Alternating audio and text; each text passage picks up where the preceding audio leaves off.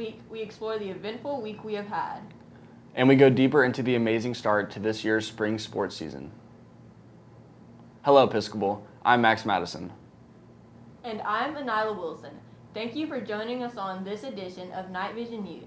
We would like to congratulate the entire ensemble of Tuck Everlasting for their incredible production and dedication they put into this year's spring musical.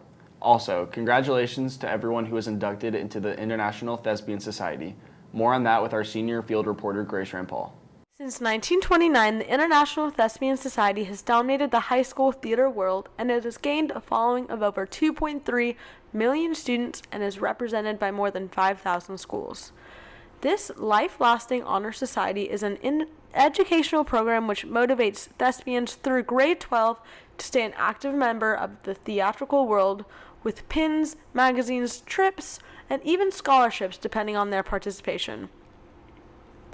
I recently joined George Brock, the head of the Episcopal High School's theater department, in an interview to hear his plans and excitement for the up-and-coming introduction of the society at EHS.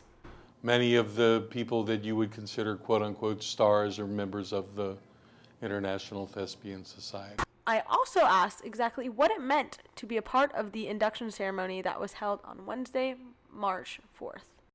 It would be equivalent to be inducted into the National Honor Society or the National Arts Honor Society. Even EHS has a lot to expect from the troupe in its upcoming years.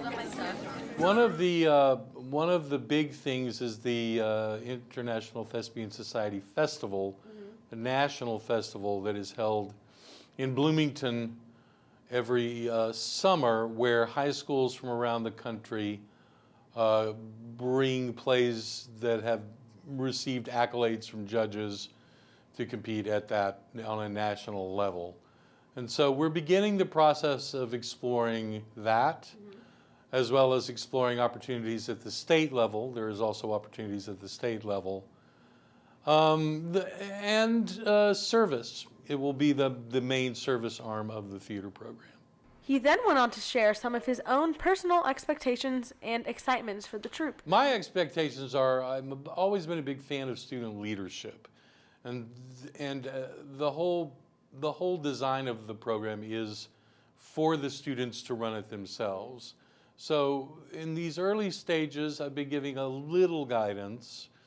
And, there have been challenges with learning how to be a total student organization, following Robert's Rules of Order, stuff like that, in meetings and having meetings and that sort of stuff. But to see it grow and mature and become an equitable member of the other honors organizations on campus. The EHS Theater Department has a lot in store for it within the years ahead, and we are excited to see what will become of the new International Thespian Society Troupe number 3937. Thank you, Grace. In other Pillar news, Knight's spring sports are in full swing, and with more on how the teams are doing is sports anchor D.A. Houston.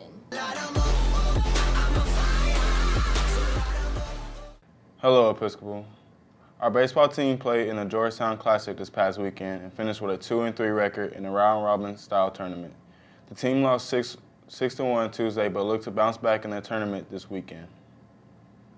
The softball team also played in a round-robin tournament this weekend at Clear Creek and finished with a 3-3 record. In track and field, the teams hosted their first home contest last Saturday and both placed second out of 29 teams overall. Turn to lacrosse. This Tuesday, our boys lacrosse team got a big 15-7 win over Magnolia as they prepare for ESD and St. Mark's at home this weekend. For more on boys lacrosse, let's join field reporter Fletcher McGarity.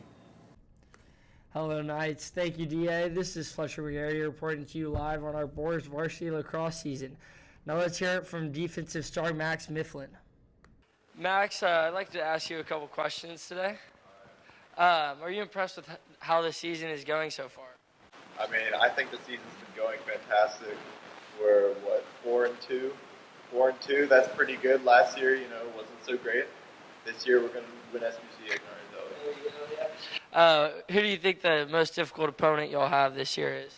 Definitely ESD, but, we're better because we've got me on the team. Obviously.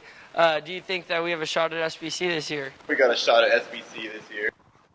And there you have it. The boys lacrosse team is set up for an amazing season. Thank you. Back to you in the studio, DA. Thanks, Fletch. In girls lacrosse action, the team is headed to Austin this weekend as they face Cedar Park and St. Michael's. Well, that's all we have for this week's sports news. Check out the EHS Sports Twitter for scores and updates, and thank you for tuning in. Good luck to every team, and go Knights. Thank you, DA. Hey, Max, did you hear about the super cool SOS project tomorrow? No, I didn't. What's happening tomorrow?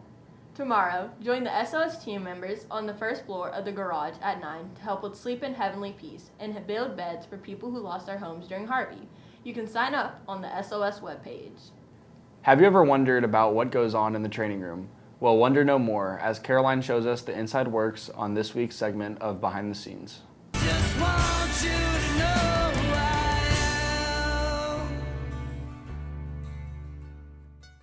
So day-to-day as an athletic trainer, it's pretty kind of slow throughout the school.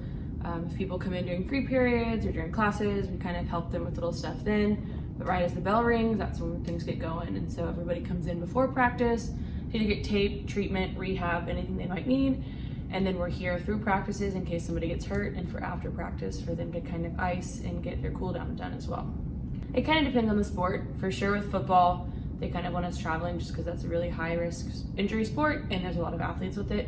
Then when it comes to other sports, normally other athletic trainers, you stay for your home games. So there's somebody covering each sport, but we're just kind of covering the away teams too.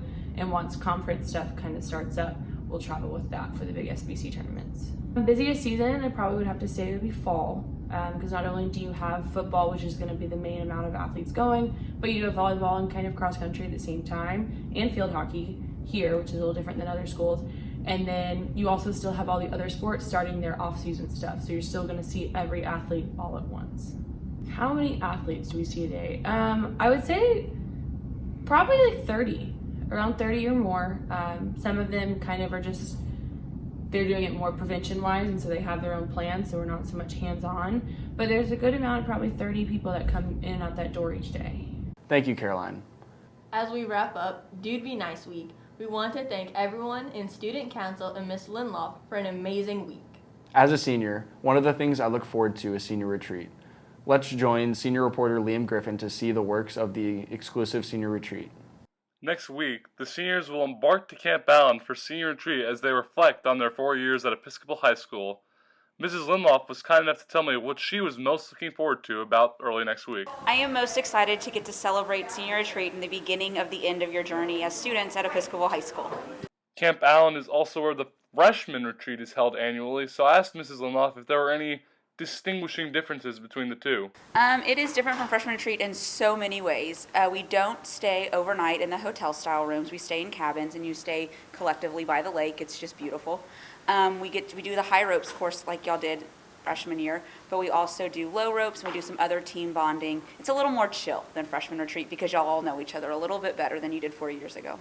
One tradition of senior retreat is that all the advisors perform a skit while they're on the retreat. I asked Mrs. Lindloff for more on this prestigious tradition. So a tradition at senior retreat that I can share is that each advisory performs a skit based on their time here. So the skits are divided into 3 themes, past, present, future, that we examine while at senior retreat.